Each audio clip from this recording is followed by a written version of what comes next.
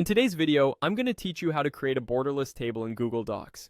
It's a simple yet effective way to display information neatly without those distracting lines. So let's jump right in and take it step by step. First things first, you'll want to open your preferred web browser and head over to docs.google.com. Once you're there, go ahead and log into your account if you aren't already signed in. This will take you to your main Google Docs homepage. If you've got an existing document where you'd like to add a table, you can open that now. If you're starting fresh, simply create a new document by clicking on the blank option. Now that your document is open and you're ready to add a table, let's move on to the next step. To create a table, you'll want to navigate to the Insert tab. It's located in the menu bar at the top of your screen.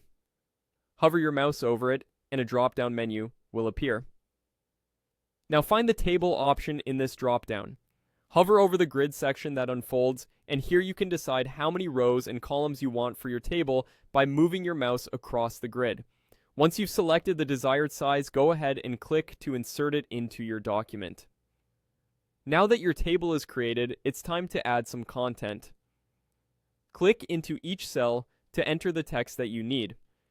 You can fill out each row with the necessary information that you want to display. Take your time here to ensure everything is accurate and in the right place.